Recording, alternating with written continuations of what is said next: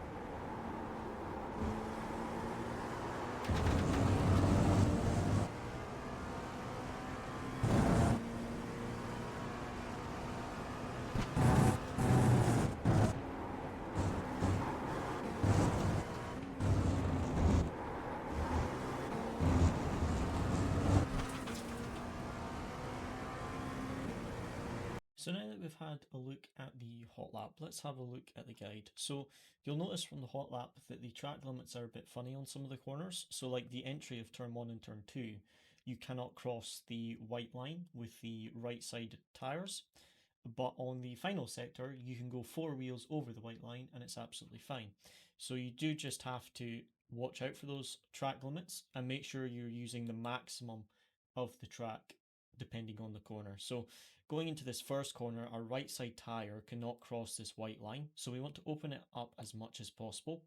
And we're looking for the 100-metre board. And we brake just before we get to that and brake all the way down into second gear and just try and carry as much speed as possible through this corner. We want to turn in just after the 50-metre board or as we pass this line, whichever is an easier reference for you to use.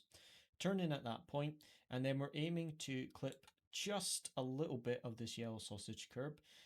Too much will bump us wide, but we just want to take a little bit off the brakes and off the power, and then just after we go over that curb, then we want to get onto the power, unwind the steering wheel, and we can use a little bit of this yellow curb on the exit, and we can place our right tyres on this red and white curbing. Just be careful using that yellow sausage curb on the exit, because if you hit it at a funny angle, sometimes it can get the traction control to trigger. Now going into the second hairpin, it's very similar. We want to open up the entry as much as possible. And again, we're looking for a similar braking reference. So again, making sure our right front tyre doesn't cross this white line here. Put it as far left as possible. And we brake just a little bit earlier than we do for turn 1. It's about 3/4 of the way between the 150 and the 100-metre board. So about 3/4 of the way between the two boards. We're onto the brakes. A really late turn in for this corner, all the way down to first gear, and there's a change from this lighter tarmac to this darker tarmac, and we turn in just before that line where the two surfaces change, and we're aiming to apex just after this yellow sausage curb. So we're trailing off the brakes, and then we actually want to let it coast to the apex. Because there's such an elevation change on the apex, it can be very easy to lose the rear if you get on the power too early and with too much steering input. So as you see, just coasting to the apex, and then after the apex we start to get on the power as we unwind the steering wheel. But as you see, only 60% power at this point because the steering wheel still has input. And then as we unwind the steering wheel, then we start to get on the power and just open up that wheel, and we can use this red and white curbing on the exit. Just be careful with your power application on that corner. Because of the elevation, it's very easy to get the traction control to trigger. Now going into this downhill hairpin, it can be very easy to lock the front right tyre if you do the braking wrong. Because you're coming downhill, you're kind of unloading the car, whereas when you're going uphill, you're loading the car. So you just have to change your braking approach slightly. We want to brake quite early, just after the 150-metre board. We get onto the brakes. Again, opening up the entry as much as possible, just being careful not to cross that white line. Bring it down all the way into first gear, and we're aiming for this escape road we can see on the apex. That is our apex reference. So we see this little escape road. We want to apex there, and getting on the power just after the car stabilizes as we come off that curb, then getting onto the power. You can use all this runoff on the left here. There's a bit of green tarmac. You can go onto that, but just be very careful doing so because it sometimes drags you out to the gravel if you hit it at the wrong angle. So you're better to do what Luciano does here and just use the red and white curbing, because otherwise you might get pulled into the gravel. Now for this left-hander, you have to be careful not to open this up too much because again, if the left side tyre crosses this white line, you will trigger the track limit warning. So turning in and braking about halfway between the 100-meter board and the 50-meter board, just a little touch of the brakes, only about 30%, dropping it down into second gear, and we want to apex just after this curbing starts on the inside. So just after that starts, we want to use an apex. Don't go up onto the curb because it just unsettles the car. Let it coast to the apex, and then we get onto the power, unwind the steering wheel, and now the white line rule does not apply for some reason on this part of the track. We can go all four wheels over the white line and open up this exit, and it won't invalidate the lap.